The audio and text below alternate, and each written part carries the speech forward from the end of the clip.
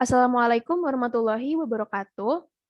Perkenalkan, saya Karina Danti Aulia Rahma dengan NPM 210-430-10139 dari kelas agama G230. Pada pagi hari ini, saya akan mempresentasikan mengenai moderasi beragama di tengah masyarakat multikultural Indonesia. Pada presentasi kali ini, saya sudah membagi menjadi 3 bagian. Bagian pertama yaitu Indonesia dan multikultural, bagian kedua yaitu moderasi beragama, dan bagian ketiga yaitu kesimpulan. Langsung saja kita ke bagian pertama, yaitu Indonesia dan multikultural. Keadaan masyarakat Indonesia yang beragam merupakan bukti bahwa masyarakat Indonesia adalah masyarakat multikultural. Menurut KBBI, multi memiliki arti awalan yang berarti banyak, dan kultural memiliki arti berhubungan dengan kebudayaan. Maka ketika multi dan kultural ini digabungkan, secara istilah berarti suatu kondisi dengan keragaman kebudayaan. Menurut Muhandis, multikulturalisme yang terbentuk di Indonesia adalah akibat dari kondisi geografis dan juga sosiokultur yang begitu luas dan beragam. Selain dari dua faktor tersebut, keragaman budaya juga dapat berawal dari bertemunya perbedaan budaya yang dibawa oleh setiap individu maupun kelompok di suatu tempat yang sama. Dalam komunikasi horizontal antar masyarakat, Mulyana menyebutkan bahwa perbedaan persepsi antar suku masih sering terjadi, bisa dalam bentuk diskriminasi, stereotip antar suku, bahkan hingga konflik yang mampu memakan korban jiwa.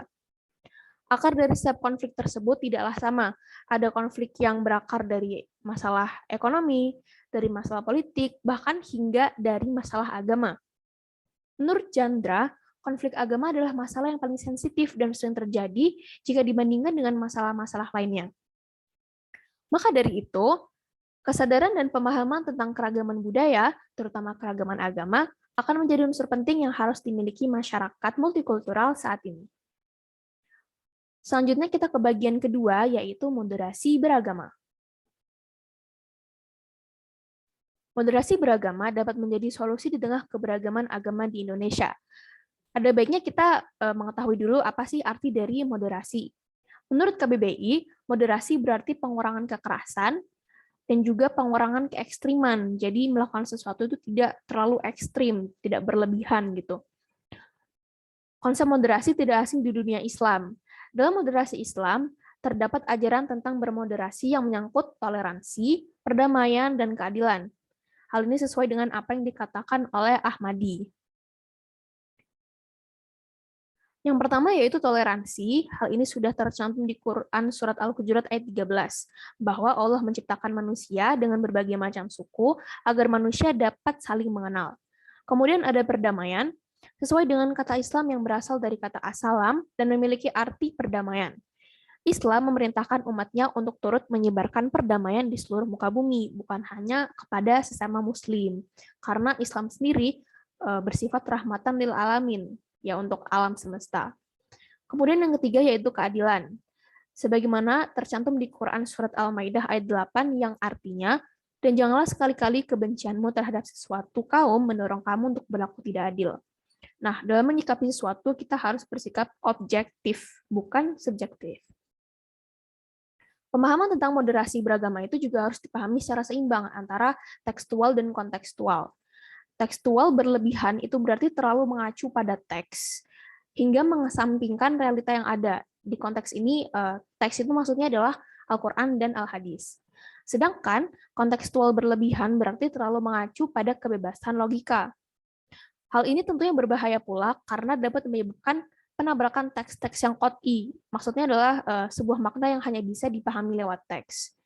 Sehingga akhirnya akan menghasilkan keputusan yang bertentangan dengan apa yang seharusnya. Nah, saat ini dapat kita lihat bahwa eksistensi pemuka agama masih sangat penting bagi masyarakat Indonesia. Sebagian dari mereka menganggap bahwa pemuka agama adalah figur penting dalam kehidupannya. Maka dari itu, Amirullah juga menyebutkan bahwa pemuka agama diharapkan memiliki 3 fungsi sebagai berikut. Yang pertama yaitu informatif dan edukatif. Artinya, pemuka agama dapat memposisikan diri mereka sebagai juru dakwah dan wajib mendakwahkan ajaran agama yang benar dan jelas sumbernya. Yang kedua yaitu konsultatif, artinya adalah pemuka agama harus berkeinginan untuk membantu masyarakat dalam menyelesaikan permasalahan yang ada. Kemudian yang ketiga yaitu administratif, artinya adalah pemuka agama bertugas untuk merencanakan, melaporkan, dan mengevaluasi pemukaan yang telah dilakukannya. Selanjutnya yaitu kesimpulan. Sebagai masyarakat multikultur yang tinggal di Indonesia, kita harus mengerti tentang konsep multikultur dan moderasi beragama. Apalagi ini juga berkaitan dengan semboyan kita Bhinneka Tunggal Ika. Dalam moderasi beragama, kita juga harus menyeimbangkan antara kontekstual dan tekstual yang pastinya sesuai dengan ajaran agama. Pemuka agama pun berperan penting sebagai sosok ideal yang sangat dipercaya oleh sebagian masyarakat Indonesia.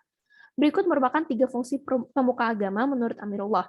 Pertama, informatif dan edukatif. Kedua, konsultatif. Dan yang ketiga adalah administratif.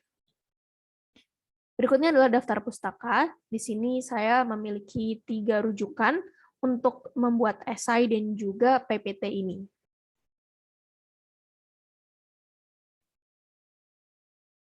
Baiklah, itu tadi adalah apa yang bisa saya sampaikan mengenai moderasi di tengah masyarakat multikultur Indonesia.